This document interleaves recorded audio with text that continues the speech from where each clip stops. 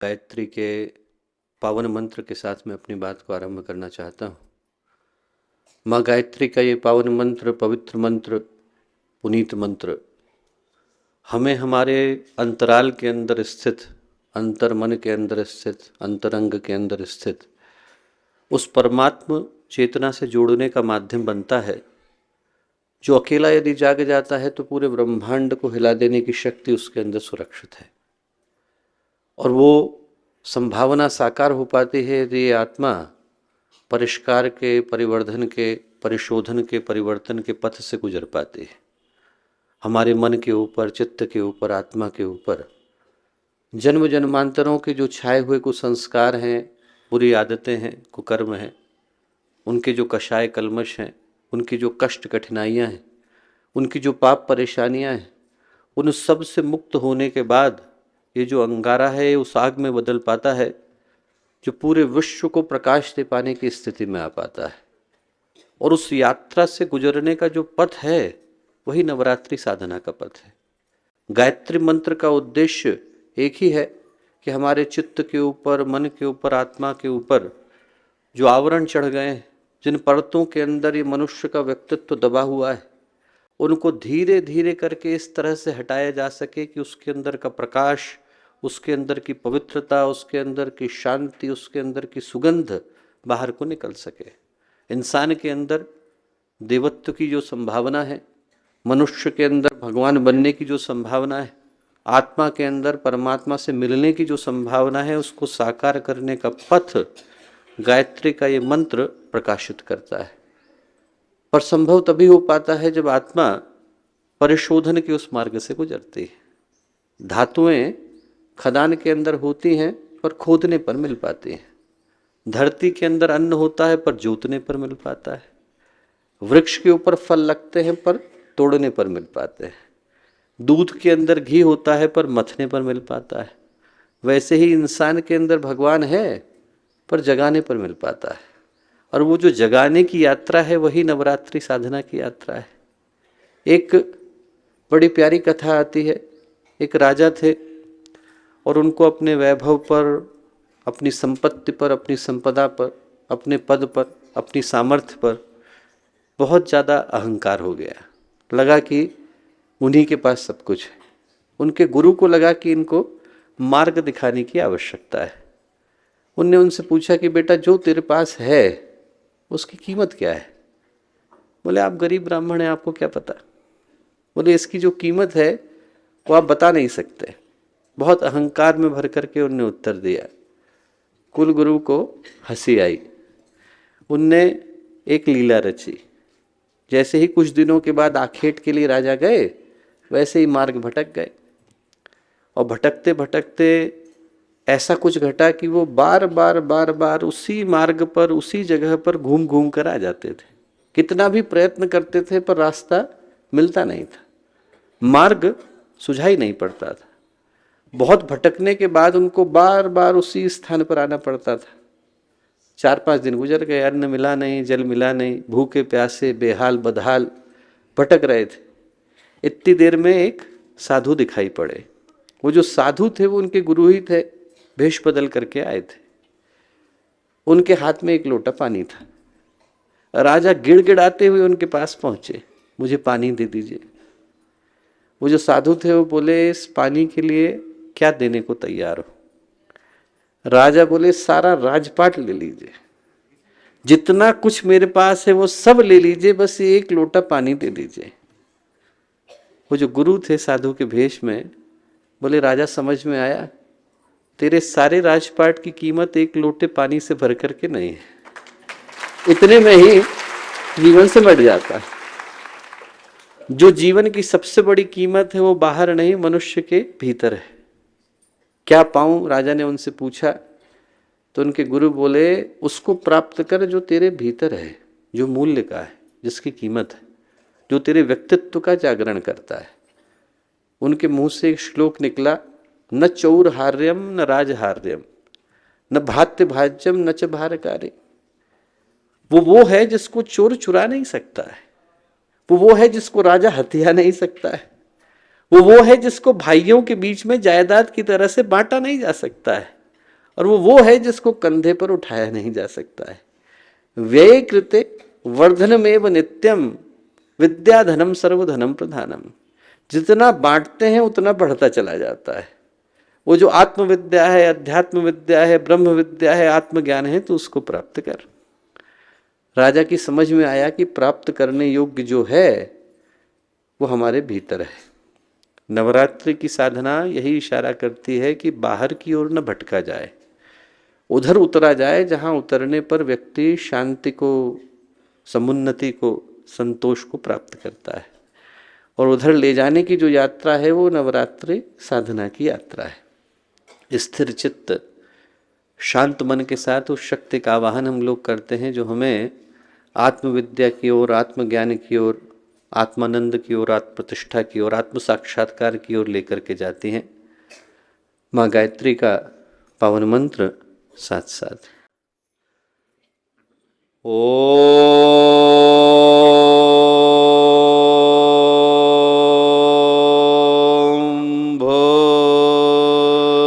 भूर्भुवः स्वः तत्सवितुर्वरेण्यं भर्गो देवस्य धीमहि धियो यो नः प्रचोदयात्।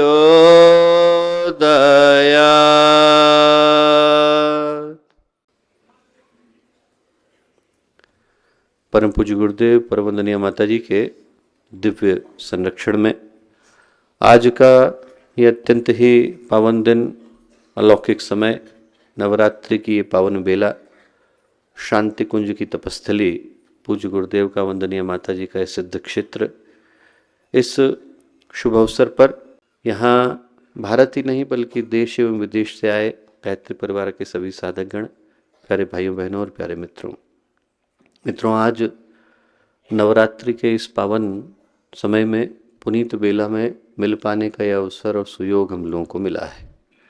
और जो नवरात्रि का समय है, इसका जो आध्यात्मिक वातावरण है, इसका जो आध्यात्मिक संदेश है, वो एक महत्वपूर्ण काल निर्धारण को लेकर के आता है। इस काल निर्धारण को लेकर के आता है कि जो चैत्र नवरात्रि का समय हम लोग ध्यान से सोच करके देखें कि जो चैत्र नवरात्रि का समय है वो इस महत्वपूर्ण संदेश को लेकर के आता है कि इस समय में प्रकृति भी पुराने को छोड़ देती है।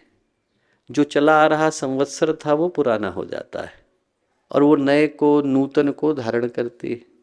ऋतुएं बदल जाती हैं, मौसम बदल जाते हैं, नई खेती की व्यवस्था जुटने लग जाती है। स्कूलों में भी एडमिशन इसी समय में शुरू हो जाता है। आर्थिक दृष्टि से भी फाइनेंशियल ईयर की शुरुआत इसी समय में होती है। आर्थिक दृष्टि से देखें, सामाजिक दृष्टि से देखें, भावनात्मक दृष्टि से देखें, आध्यात्मिक दृष्टि से देखें, तो हर दृष्टि से जो पुराना है उसको छोड़ देने का और नए को धारण करने का समय चैत्र नवरात्रि के साथ आता है। तो जो महत्वपूर्ण संदेश आज का ये पावन दिन हम लोगों को प्रदान करता है वो ये कहता है कि जो भी हमारे भीतर जीर्ण शीर्ण हो गया, जो पुराने संस्कार हैं, पुरानी आदतें हैं, पुराने कर्म हैं, वो सारी चीज़ें जो हमारे व्यक्तित्व को कहीं न कहीं से किसी न किसी रूप में दबाने में मशगूल है, उनको त्याग देना चाहिए और एक नए की ओर बढ़ने का समय आ रहा है। ये जो चैत्र नवरात्रि का समय है, इस महत्वपूर्ण उद्घोष को, इस घोषणा को लेकर के आता है कि इस समय में प्रकृति भी पुराने को स्वीकार कर पाने की स्थिति में होती नहीं है। तो हमें भी हमारे व्यक्तित्व का वो अंश जो किसी भी रूप में स्वीकार नहीं होना चाहिए, उसको उसी तरह से त्याग देना चाहिए जैसे सांप पुरानी केचुली को उठा करके फेंक देता है और नए को धारण करता है। ये समय हमारे व्यक्तित्व को नया रूप देने का, नए सौभाग्य को धारण करने का, नए संकल्प को अपनाने का, नई योजना के साथ आगे बढ़ने का, नई चेतना को धारण करने का है।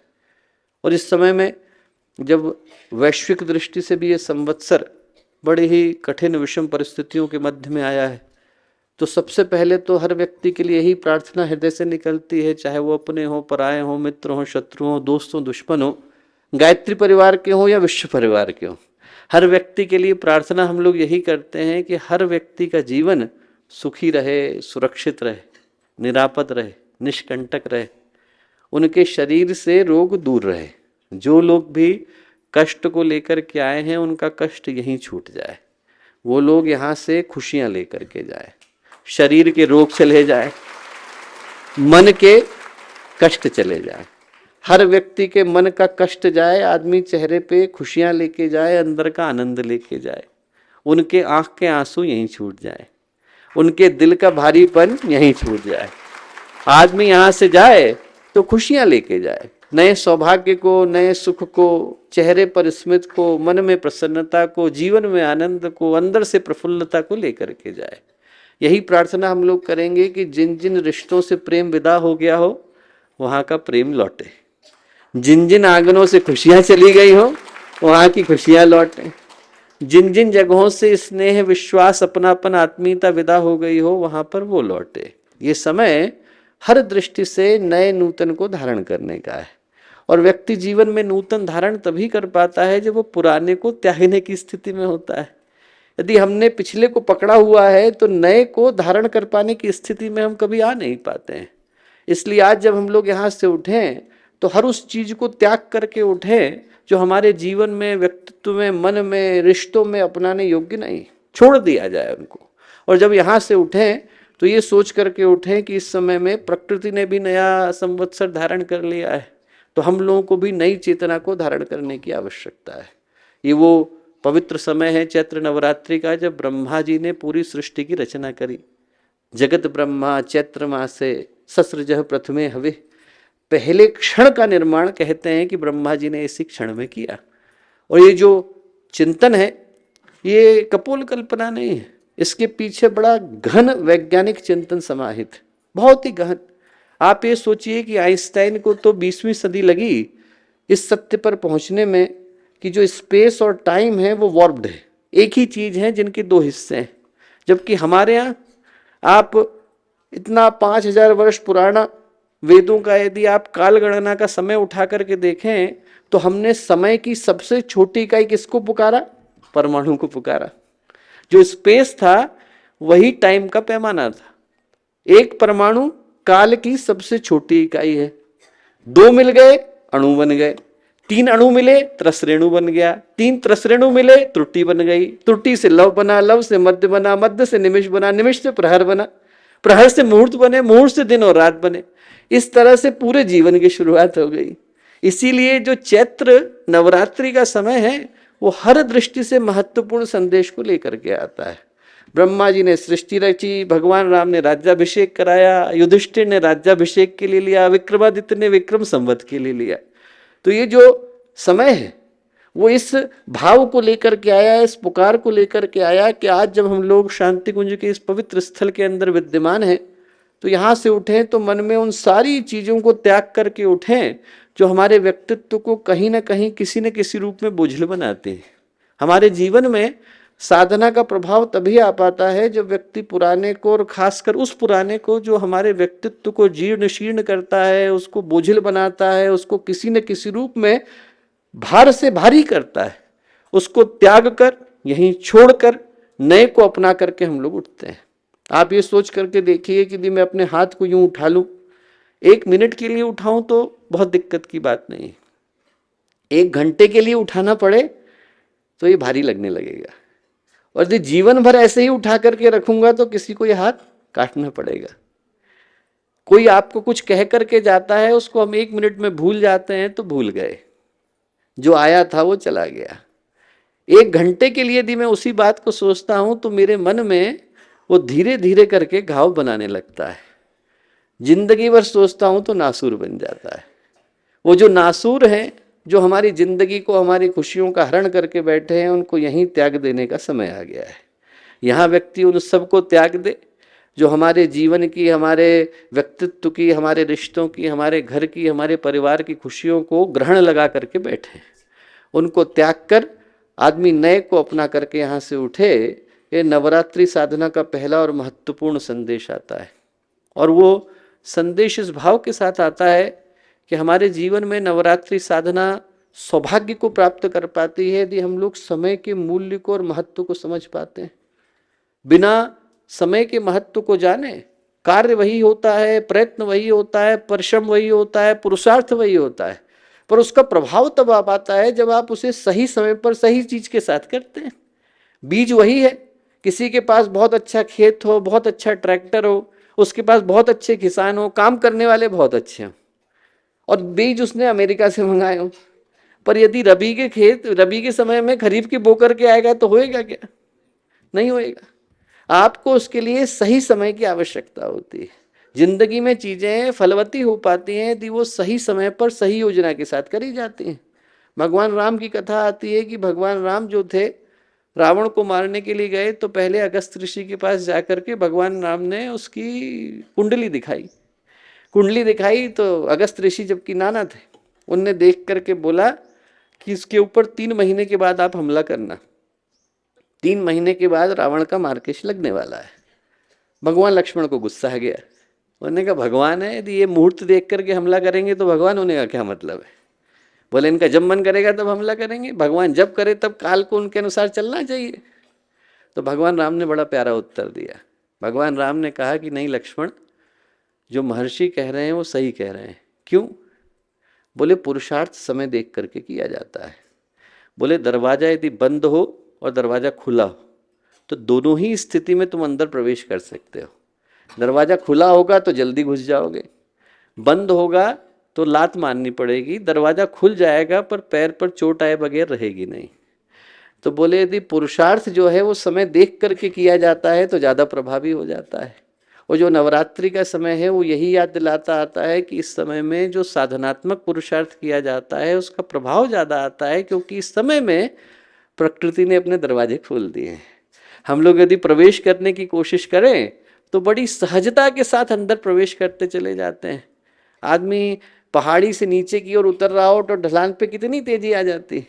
ढलान पर उतरते समय में व्यक्ति को न तो पैरों पर जोर लगाना पड़ता है, न उसकी सांस हाँफती है, न उसको ऐसा लगता है कि हम चढ़ नहीं पा रहे हैं। आदमी अपने आप नीचे को भागता चला जाता है। तब नीचे उतरने के लिए कोई परिश्रम की आवश्यकता नहीं होती, कोई लेबर नहीं करना पड़ता। ये समय प्रकृति की ढलान का समय है।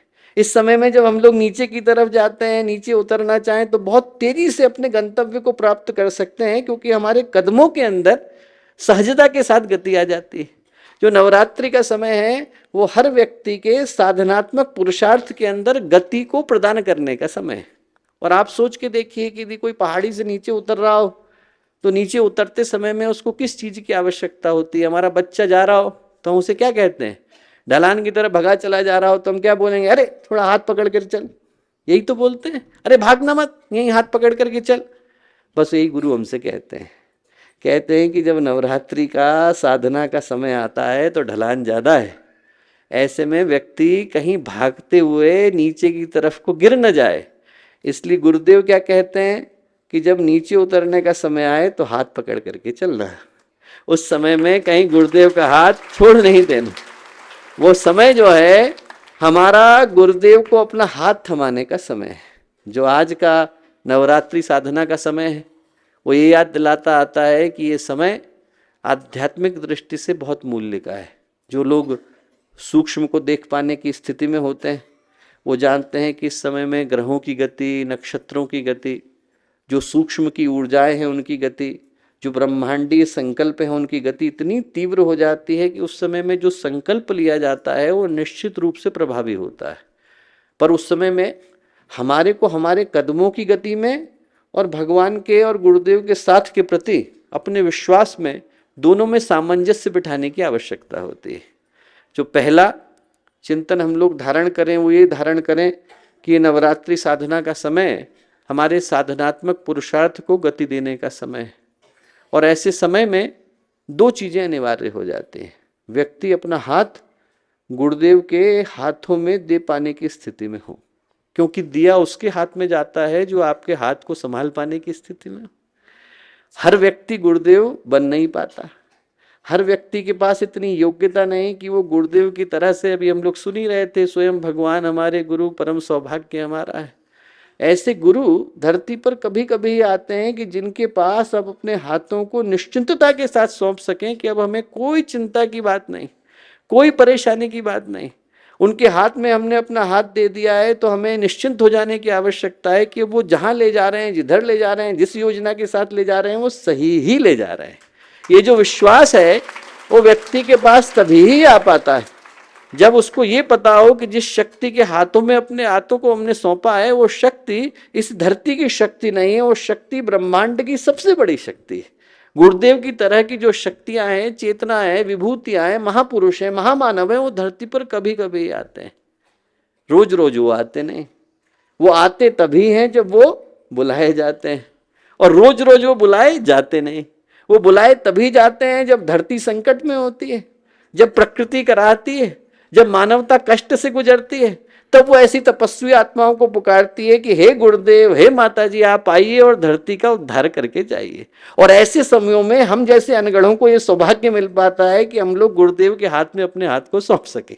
वो करने के लिए लोगों को वर्षों की प्रतीक्षा करने की आवश्यकता होती है। तपस्या शिखर पर हो, ज्ञान शिखर पर हो, भक्ति शिखर पर हो, वैराग्य शिखर पर हो, विवेक शिखर पर हो, आत्मीयता शिखर पर हो, अपनत्व शिखर पर हो, ऐसे व्यक्तित्व आपको हजारों वर्षों में कभी एक बार मिल पाते हैं जिनके पास आप अपने जीवन को सौंप कर पूरी तरह से निश्चिंत हो सके।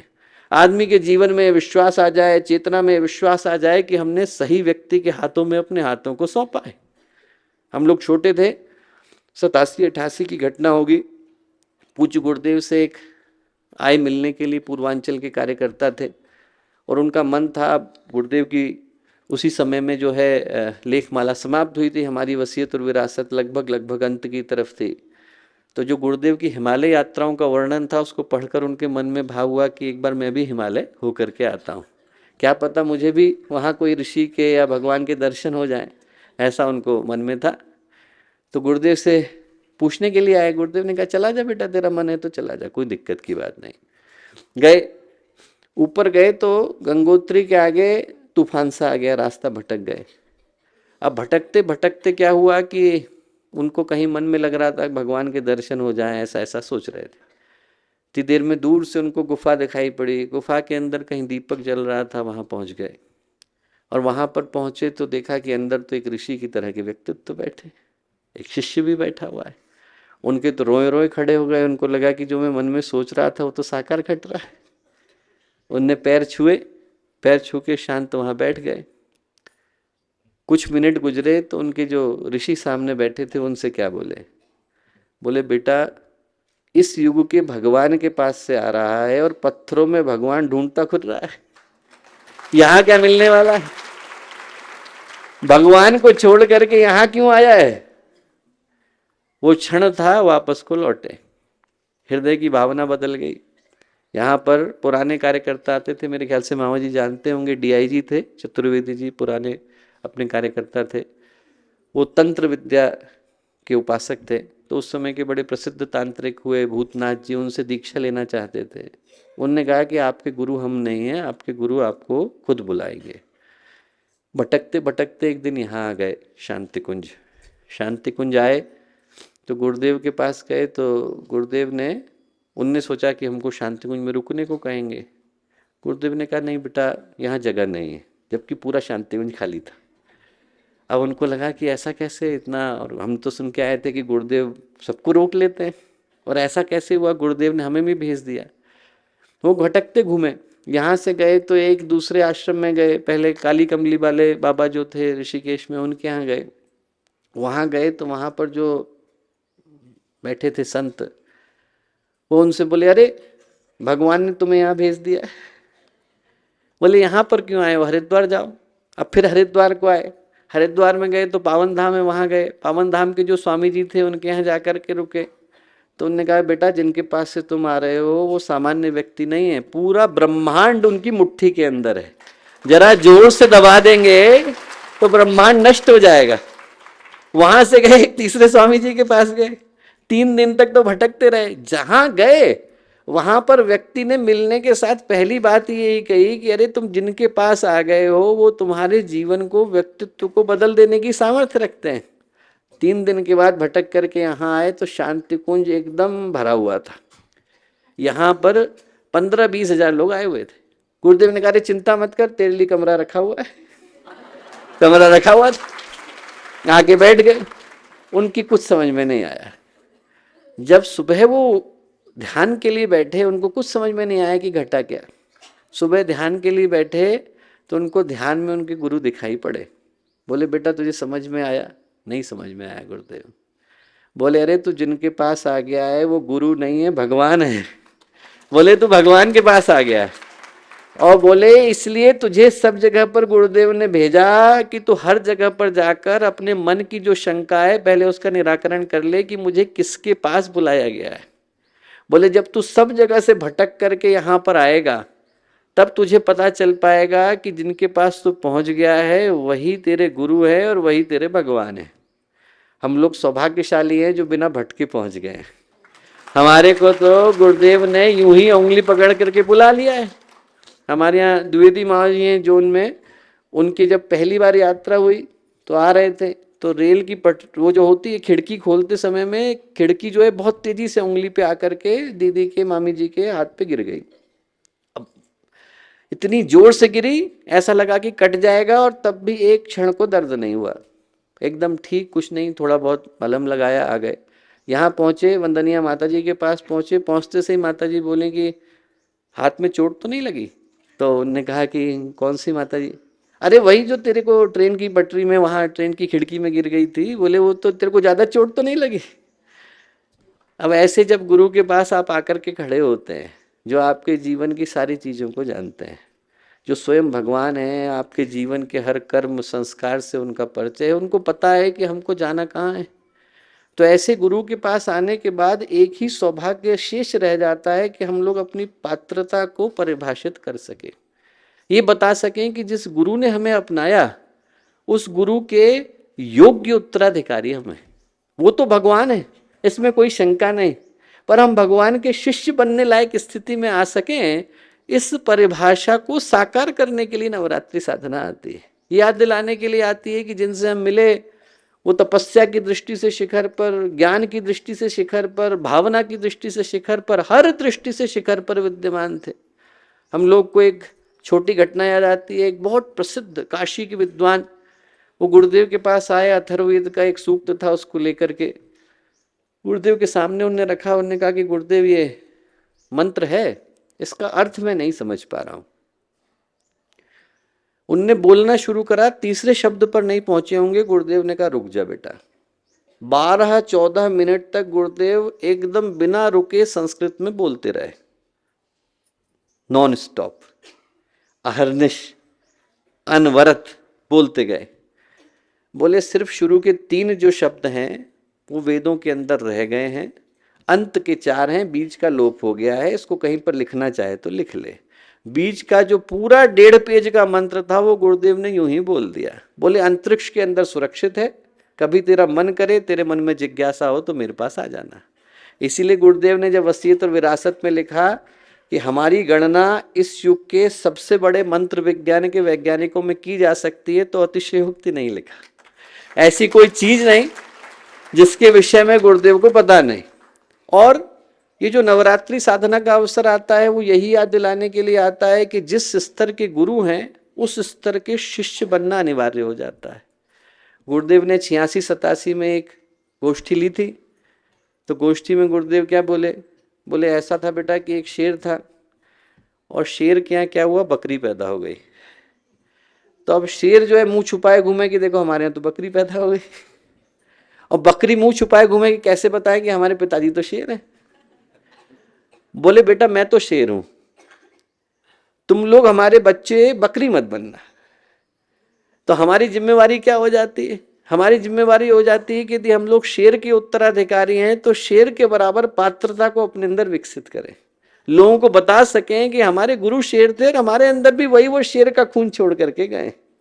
जो नवरात्रि साधना का अवसर है वो ये याद दिलाने के लिए है कि जिस गुरु की हम संतान हैं, जिसके हम उत्तराधिकारी हैं, जिसके हम लोग प्रतिनिधि हैं, उतनी बड़ी चेतना हमारे व्यक्तित्व के अंदर विद्यमान होनी चाहिए। उतना ज्ञान, उतनी संभावना, उतनी संवेदना, उतना अध्यात्म, उतना विज्ञान व्यक्ति के चिंतन के अंदर सुरक्षित होना चाहिए कि हम उनकी चेतना के, हम उनकी योजना के सही और सम्यक प्रतिनिधि बन सकें।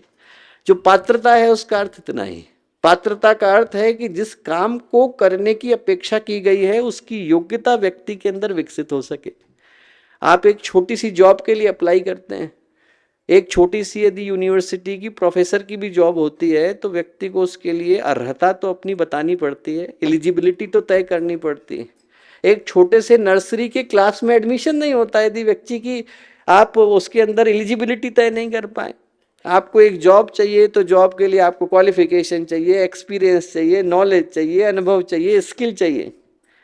एक छोटी सी जॉब जब अपनी क्वालिफिकेशन को डिक्लेयर करे बगैर नहीं मिल पाती तो भगवान की संतान होने का गौरव बिना अपने टर्म एंड कंडीशन को प्रूव करे कैसे मिल पाएगा।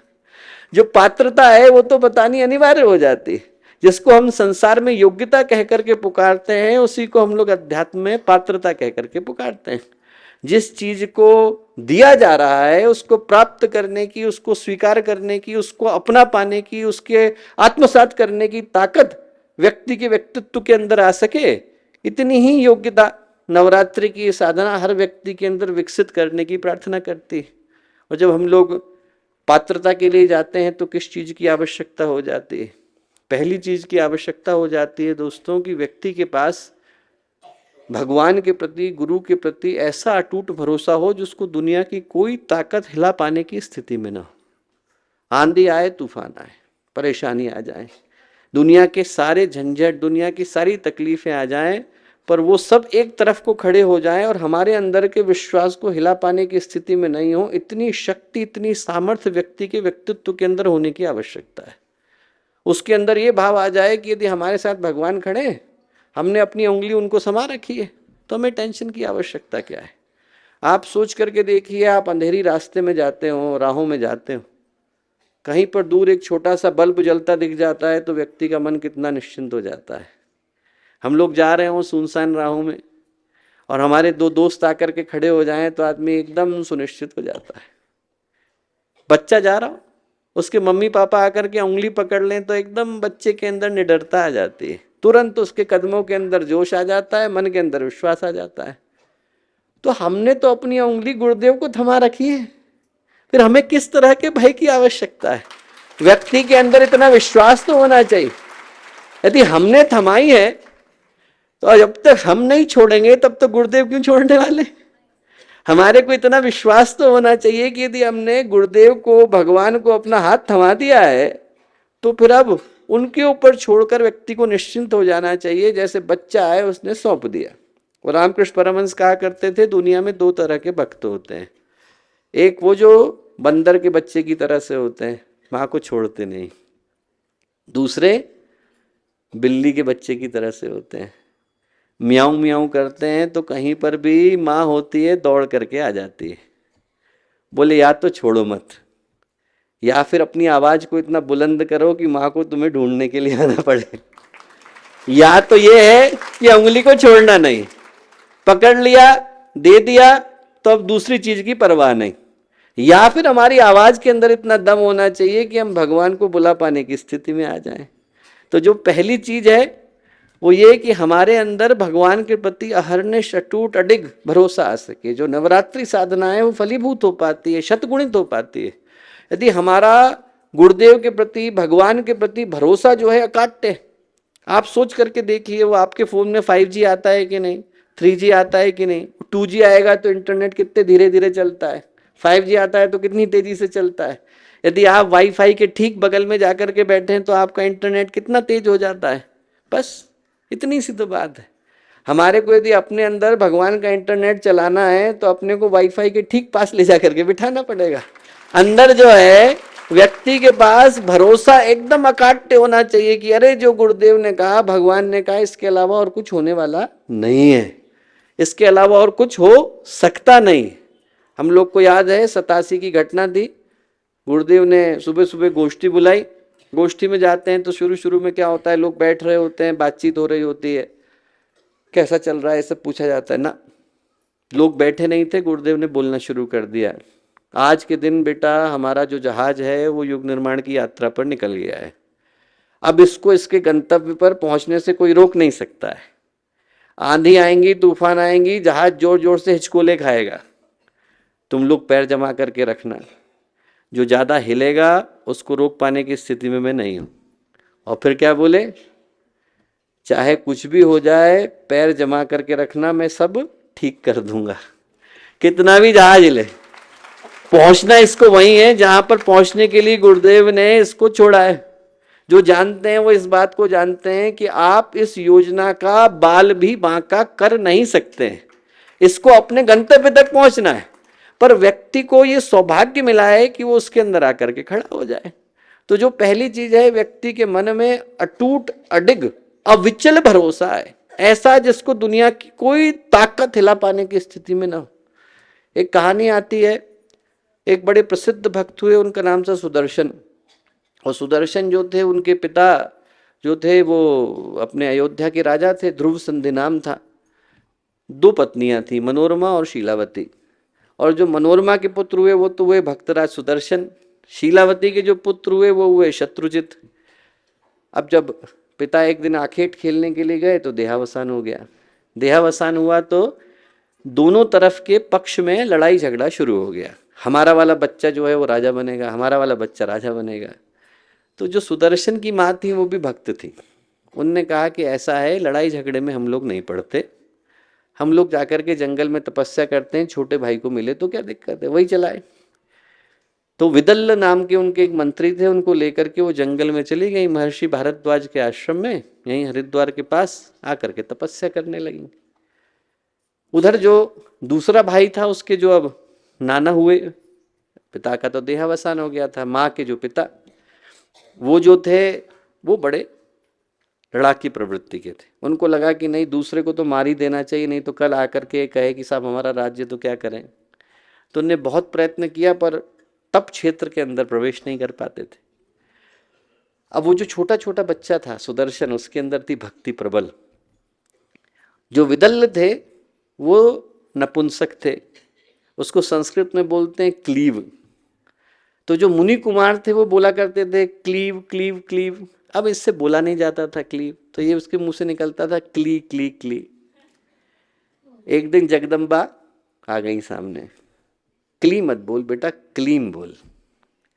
उसके हृदय में मंत्र को प्रतिष्ठित कर गई। ओम ह्रीम श्रीम क्लीम मेधा प्रभा हम लोग बोलते हैं ना, वो क्लीम मंत्र उसके अंदर प्रतिष्ठित कर गई। अब उसने उसको बोलना शुरू कर दिया, माँ सिद्ध हो गई। बच्चा बड़ा हुआ तो सबको चिंता हुई कि करेंगे क्या, इसका क्या होगा। तो एक दिन देवी माँ आई, बोले ऐसा कर कि तू वाराणसी को जा, वहाँ सुबाहु एक राजा हैं, उनकी जो पुत्री है उसका विवाह तेरे साथ सुनिश्चित किया गया है। अब उसी समय में क्या था कि राजा सुबाहु ने स्वयंवर भी रचा हमारी पुत्री के लिए। सभी जगह के राजा आए, वो शत्रुजित भी आए जो उनके छोटे भाई थे, और उसके साथ नाना जी आए। नाना जी आए तो जब उनको पता चला कि ऐसा ऐसा है कि साहब हमारे ये सुदर्शन भी आया है विवाह करने के लिए, तो उन्होंने कहा कि इसको तो हम अभी नष्ट कर देंगे। उधर जो सुबाहु की जो लड़की थी जिसके साथ विवाह की बात माँ जगदम्बा ने, भगवती ने कही, वो बच्ची को भी माँ सपने में आई और बोली कि तेरे लिए सुदर्शन का विवाह सुनिश्चित किया है, कल को जब आए तो तू उसका चयन करना। अब जो स्वयंवर का समय आया तो उसने उसका चयन किया और चल दिया। अब उनके पास तो कुछ था नहीं, आश्रम के रहने वाले नंगे पैर चल दिए, अपने अपने घर को जा रहे हैं। सामने शत्रुजित के जो नाना थे वो बड़ी भयंकर सेना लेकर के खड़े हो गए, बड़ी भयंकर। लोगों ने कहा अब क्या होगा, तो सुदर्शन ने बड़ा प्यारा उत्तर दिया, बोले देखो उनके पास सेना हो सकती है पर हमारे पास तो माँ है। बोले वो कितनी भी बड़ी सेना को लेकर के आ जाएं, हमारा विश्वास हमारी माँ के पास है, हमने अपना हाथ उनको सौंप दिया है। सामने की तरफ 1 लाख खड़े हों, 1 करोड़ खड़े हों, मुझे कोई चिंता नहीं। बोले जिनको मैंने हाथ सौंपा है वो पूरे विश्व का संचालन कर पाने की सामर्थ्य रखती है। माँ को पुकारा, माँ आ गई, क्षण भर में सेना का सफाया कर दिया। अब जब सेना समाप्त हुई तो सुबाहु जो थे उनने प्रार्थना करी कि आप यहाँ तक आई हैं तो वाराणसी के अंदर प्रवेश जरूर करिए और छोड़ के मत जाइए। वो दिन था, आज का दिन है कि काशी की रक्षा अन्नपूर्णा देवी जगदम्बा के रूप में करती। और सुदर्शन से माँ ने क्या कहा? उनने कहा ऐसा है कि भगवान राम के छोड़ देने के बाद से अयोध्या जो है वीरान हो गई, वहां पर भक्ति की धारा को प्रवाहित करने की आवश्यकता है, तुम जाओ और अयोध्या को दोबारा से जागृत करो। उनने जाकर के सुदर्शन ने अयोध्या की स्थापना करी। जो पूज्य गुरुदेव की स्थापना है, कनक मंदिर के ठीक सामने अयोध्या का शक्तिपीठ, उसके ठीक बगल में भक्तराज सुदर्शन का मंदिर भी है। वो जो भक्तराज सुदर्शन है वो वही है जिनने उस समय में अयोध्या को जागृत करने का संकल्प लिया था। व्यक्ति के मन में भरोसा हो, विश्वास हो, अंदर चेतना के अंदर भाव हो, तो भगवान सहयोग के लिए आते हैं। जो पात्रता है वो हमें ये बताती है कि हमारे हृदय में भगवान के प्रति अटूट भरोसा है। मालाएं हमारी पूरी हो सही, हमारा उपवास सही चले जरूरी है, हमारे आहार विहार आचरण के अंदर ये सारे भाव हों जो नवरात्रि साधना में होने की आवश्यकता है, बिल्कुल जरूरी है।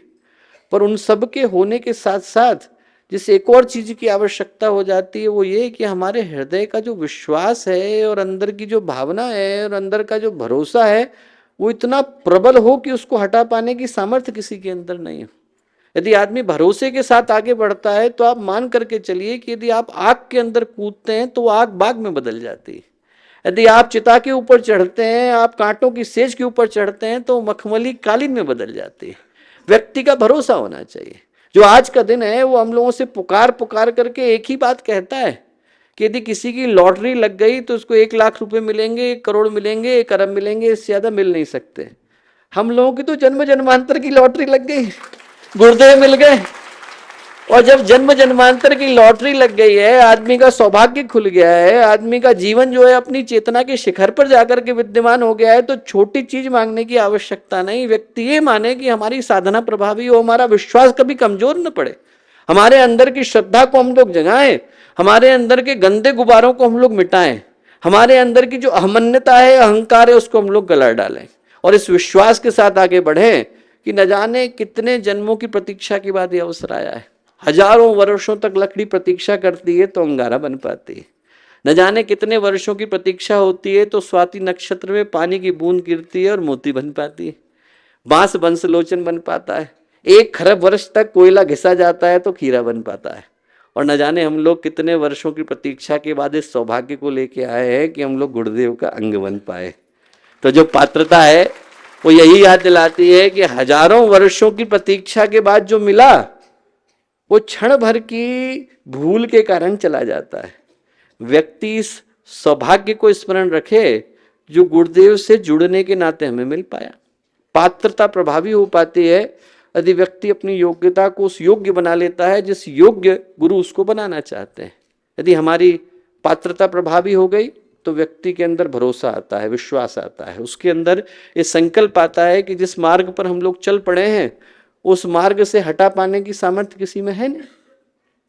महाभारत में कथा आती है, एक भक्तराज की सुधनवा नाम हुआ, वो हंसध्वज राजा थे। उस समय में भगवान ने अश्वमेध का घोड़ा छोड़ा था।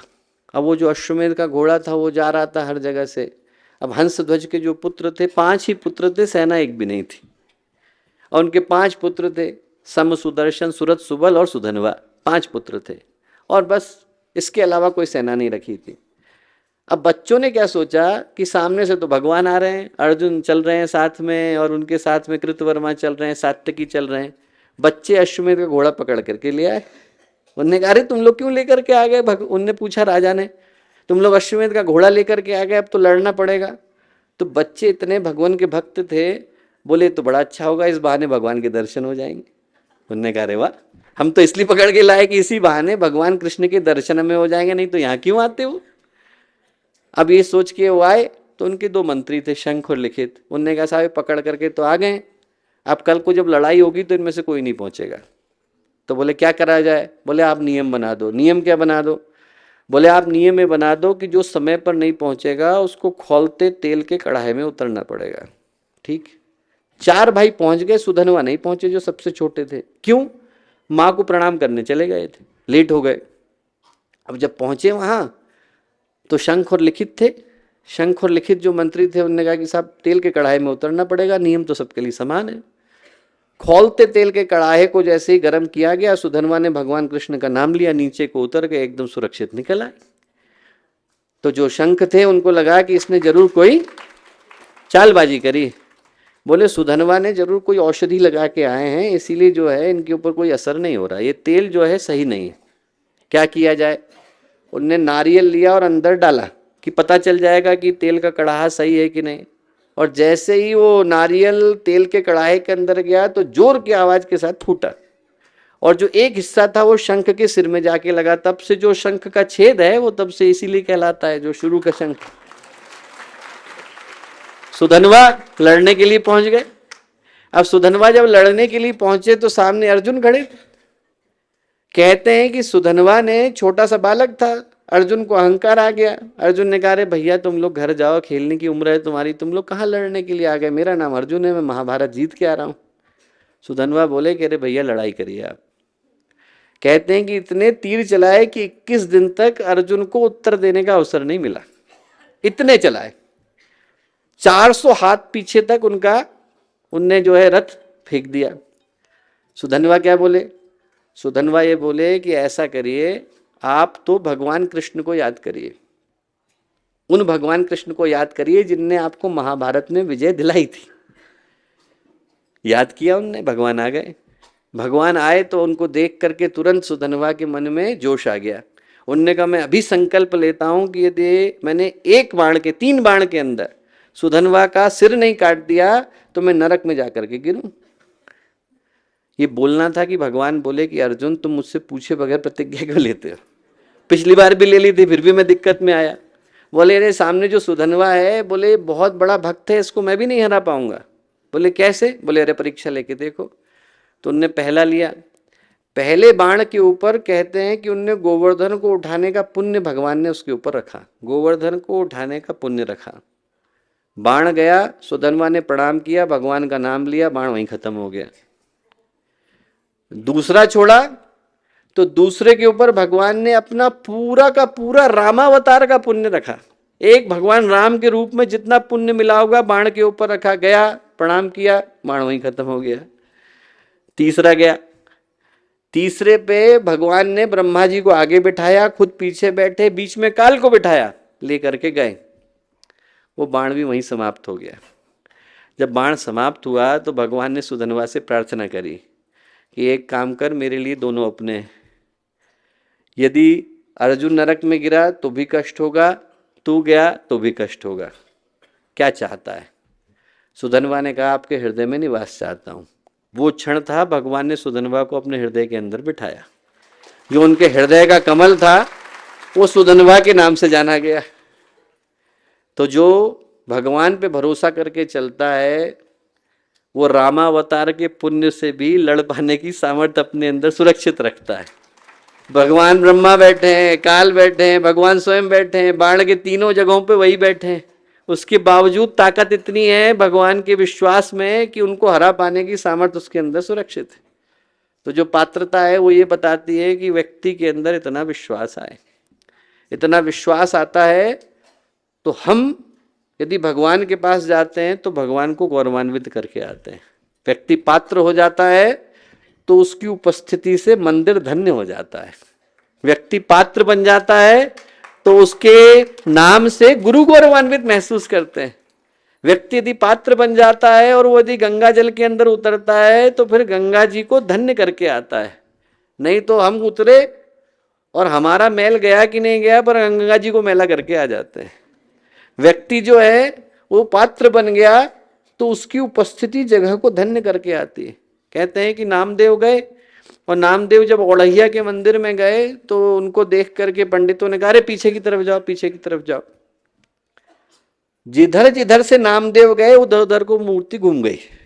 आज भी आप ओढ़ैया जाइए तो ओढ़ैया में भगवान की मूर्ति पीछे की तरफ को घूमी हुई है, क्योंकि जहां जहां से नामदेव गए उधर उधर की तरफ को मूर्ति घूमती चली गई। आपके विश्वास के अंदर, आपकी पात्रता के अंदर इतना बल होना चाहिए, हमारे विश्वास के अंदर, हमारी पात्रता के अंदर इतना बल होना चाहिए कि जहां हम चले वहां पर भगवान को चलने के लिए मजबूर होना पड़े। गुरुदेव ने वसीयत विरासत में क्या लिखा है? गुरुदेव ने लिखा है कि हमारा भगवान हमारे साथ बॉडीगार्ड की तरह से चलता है। सबने पढ़ा है, हमारा भगवान हमारे साथ बॉडीगार्ड की तरह से चलता है। वो भगवान बॉडीगार्ड की तरह से चलता है जब भगवान को भरोसा होता है कि जिसके साथ चल रहे हैं वो इस योजना को पाने का उचित पात्र है। जब हम लोग पात्र बन जाते हैं तो उस स्थिति में गुरुदेव के पास उनके गुरु अपने आप चले आते हैं। जब हम पात्र बन जाते हैं तो चंद्रगुप्त को चाणक्य ढूंढ लेते हैं और उस स्थिति में समर्थ गुरु रामदास शिवाजी को तैयार करते नजर आते हैं। करने के लिए व्यक्ति का पात्र होना अनिवार्य है।